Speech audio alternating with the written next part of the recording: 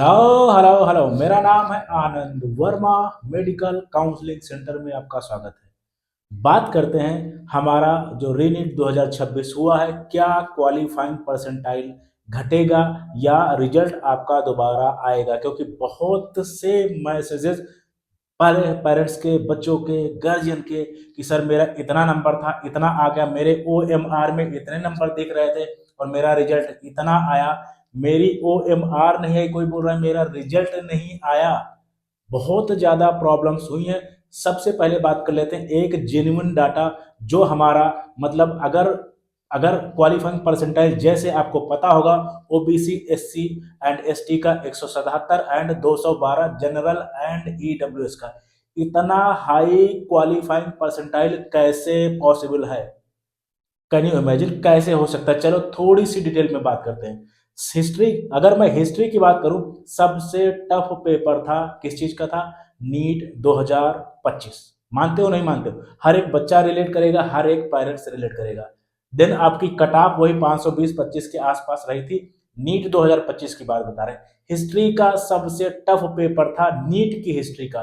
तब आपका qualifying percentile आपका 113 नंबर एंड 144 नंबर था। मतलब बहुत ज्यादा टफ पेपर था, उसके बावजूद क्वालिफाइंग परसेंटाइल बहुत कम था। ऐसा क्या हो गया रीनीट 2026 में पेपर में? भाई सिंपल पेपर आपका तो था नहीं। अगर अगर मैं कंपेयर करूं नीट 2025 एंड रीनीट 2026 का, आपका पेपर जैसे आप मानते हो, चलो जो है, हालांकि कटाव मैं इससे कोई भी काउंसलर एग्री नहीं कर रहा है। हमारा नीट 2025 एंड री नीट 2026 की जो कट ऑफ थी, जितने बड़े बड़े जो है धुरंधर टाइप के लोग थे, यानी जैसे मैं अगर जो है बीएम सर की बात करूं, बड़े बड़े टीचर्स की बात करूं जिनका एक्सपीरियंस 25-25, 30-30 साल का था, उन्होंने भी अगर कट ऑफ की बात करें, बड़े बड़े इंस्टीट्यूट प्रिडिक्ट की थी लगभग 550 के आसपास, यानी 530 से 550 के आसपास। बहुत बड़े बड़े टीचर, मतलब उन्होंने अपनी जिंदगी पूरी खेप दी नीट में, पेपर में, दुनियादारी में। लेकिन कट ऑफ कितनी आ रही है? 560, 70, 75 आ रही है ना। कैसे पॉसिबल है? मतलब पेपर आपका जब टफ था, देन आपका देन आपकी जो है जो क्वालिफाइंग परसेंटाइल थी, वो आपकी मान लिया थोड़ी सी गिरी। लेकिन इतना भी जो है जो हमारा रीन 2026 है, इसमें जो भी आपका पेपर आया है, मतलब किस हिसाब से इतना हाई क्वालिफाइंग परसेंटाइल चला गया, यानी 177, 212 नंबर, कोई मतलब हिसाब है ही नहीं। बिल्कुल हिसाब लग ही नहीं रहा। मतलब हिस्ट्री में ऐसा होता चला गया, धीरे धीरे qualifying percentile on an average लगभग सेम रहता था, 2, 4, 5, 10 नंबर का फर्क होता था बस।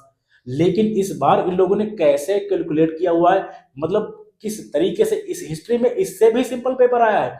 इससे भी सिंपल, अगर आप 2024 की बात करोगे, 23 की बात करोगे, बहुत ज्यादा सिंपल पेपर था। रूल्स बहुत ज्यादा, मतलब जो आपके 15 मिनट थे या 200 क्वेश्चन, मतलब बहुत कुछ हुआ था। जब 25-25, 30-30 टॉपर्स निकल रहे थे, तब भी, यानी बहुत सिंपल पेपर था, तब भी आपका क्वालिफाइंग परसेंटाइल लगभग 100 के आसपास या 120-130 के आसपास रह रहा था। लेकिन इस बार ऐसा क्या हो गया, इतना टफ पेपर जिस हिसाब से आप बता रहे हो, मतलब हिस्ट्री के बहुत सिंपल पेपर में भी क्वालिफाइंग परसेंटाइल इतना नहीं आया। ये कैसे कैलकुलेट किया गया है कि जो है 177, 212 क्वालिफाइंग परसेंटाइल, किसी को समझ में नहीं आ रहा। और इतनी हाई कट ऑफ क्यों हुई है, ये भी किसी को समझ में नहीं आ रहा। लेकिन सब अपने अपने काम से, धंधे से लग गए हैं। क्यों? क्योंकि अभी एडमिशन चल रहे हैं एंड काउंसलिंग चल रहे हैं, तो सब अपने काम पे ध्यान दे रहे हैं। मैं हजार बार बोल चुका हूँ, हर कोई यहाँ बिजनेस करने आया है। कोई इमोशनली होके बिजनेस करता है, कोई सीधा बोलता है हाँ मैं बिजनेस करने आया हूँ। अगर आपको चीजें समझ में आए देन ठीक है, और ना आए देन आपको जो ठीक लगे वो कर लो। ये चीजें होती हैं, सीधी सी बात है। आपके लिए कोई नहीं आया है, हर कोई यहाँ बिजनेस करने आया है। क्या कोई टीचर ऐसे बताएगा या कोई बताया कि भाई सिंपल पेपर था तब भी इतनी क्वालिफाइंग परसेंटाइल नहीं आई, टफ पेपर था तब भी नहीं आई, लेकिन इस बार ऐसा क्या हो गया कि इतनी हाई क्वालिफाइंग परसेंटाइल? बच्चा, पेरेंट्स, गार्जियन सब परेशान हो गए, जिनके बेचारों को 150, 60, 70 नंबर आ रहे थे, बहुत से अब्रॉड के लिए रजिस्टर्ड थे। अब वो क्वालिफाई ही नहीं है, क्या करेंगे?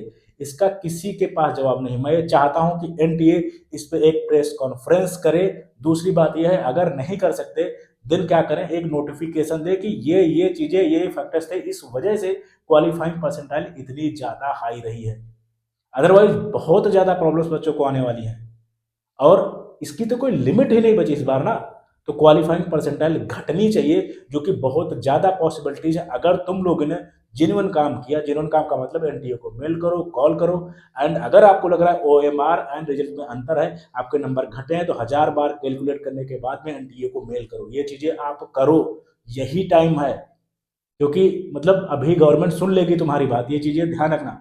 तो प्लीज़ आप जेन्युइन होना चाहिए, एनटीए को टैग करो, मेल करो, जितनी भी अथॉरिटीज़ हैं हमारी उनको भी ये चीज़ें बोलो कि ये कैसे हुआ, कैसे पॉसिबल है। हिस्ट्री में इससे भी बहुत सिंपल पेपर आया, बहुत टफ पेपर आया, फिर भी इतनी क्वालिफाइंग परसेंट नहीं थी, लेकिन इस बार ऐसा क्या हो गया, ये चीज़ें आपको ध्यान देनी है। Thank you very much.